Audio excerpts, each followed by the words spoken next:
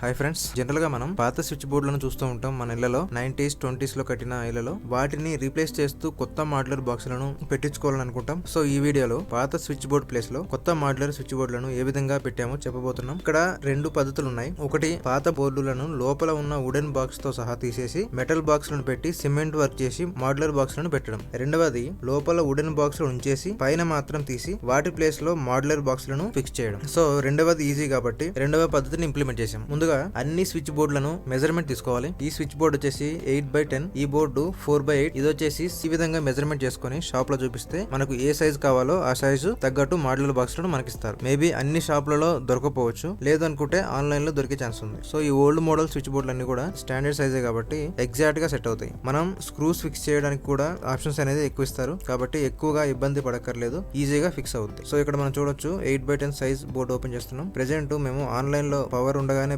చేస్తున్నాం, కానీ power of చేసుకొని చేయడం అనేది సేఫ్. ఇక్కడ చూడొచ్చు స్క్రూస్ కూడా పాతవి చిన్నగా ఉన్నాయి. వాటి ప్లేస్ లో కొత్త స్క్రూస్ ని 1 ఇంచ్ వుడెన్ స్క్రూస్ ని పెడుతున్నాం, ఫుల్ థ్రెడ్ వి. ఇక్కడ చూడొచ్చు లోపల వుడెన్ బాక్స్ బానే ఉంది, ఏమాత్రం డ్యామేజ్ అయితే అవ్వలేదు. ముందుగా ఏం చేయాలంటే ఇన్పుట్ పవర్ సప్లై ఏదైతే ఉందో ఇన్పుట్ పవర్ ఫేస్ ని తీసి టేప్ వేసి పక్కన పెట్టుకోవాలి. తర్వాత వర్క్ చేసుకోవాలి, ముఖ్యంగా లైవ్ లో పనిచేస్తున్నప్పుడు. ఇక్కడ చూడొచ్చు ఆల్రెడీ రెడీ చేసుకున్నాం ఒక 8x10 స్విచ్ బోర్డ్. ఇక్కడ రెగ్యులేటర్ తీసుకోలేదు, ఎందుకంటే ఈ రూమ్ లో ఆల్రెడీ రిమోట్ కంట్రోల్ ఫ్యాన్ ఉంది కాబట్టి. సో మిగతా స్విచ్లు అన్ని కూడా అరేంజ్ చేసాం ఇండికేటర్ తో సహా.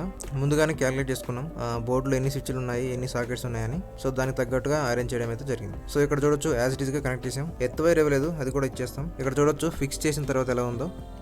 సో ఇక్కడ చూడొచ్చు ఇది 4x6 బాక్స్, దానికి సంబంధించిన మాడ్యులర్ బాక్స్. మనం రెగ్యులర్ గా చూసే మాడ్యులర్ బాక్సులతో పోలిస్తే ఇవి కొంచెం సైజులో పెద్దగా కనిపిస్తాయి. సో ఇక్కడ చూడొచ్చు బోర్డు అలైన్మెంట్ చేసుకునే విధంగా డిజైన్ చేశారు స్క్రూస్ ఫిట్ చేయడానికి. సో ఇందులో కూడా ఇన్పుట్ వైర్ తీసేసాం, టేప్ వేసాం. ఇది న్యూట్రల్, సో ఇది న్యూట్రల్, ఇది ఎర్త్ వైర్. సో ఇది చాలా ఈజీగా అయిపోద్ది, యాజ్ ఇట్ ఈస్ గా కనెక్షన్ అయితే ఇచ్చేయడమే. సో లాస్ట్ లో ఫేస్ వైర్ అనేది కనెక్ట్ చేస్తున్నాం. వుడెన్ బ్లాక్ స్క్రూస్ ఏవైతే ఉంటాయో వాటిని వేసి టైట్ చేస్తున్నాం. ఇప్పుడు చూడొచ్చు final output before after. So అన్ని బోర్డులు కూడా ఫిక్స్ చేయడం అయితే జరిగిపోయింది. అవుట్పుట్ ఎలా ఉందో మీరు చూడొచ్చు. సో ఇది ఫ్రెండ్స్ వీడియో నచ్చితే లైక్ చేయండి. మరొక వీడియోలో మళ్ళీ కలుద్దాం.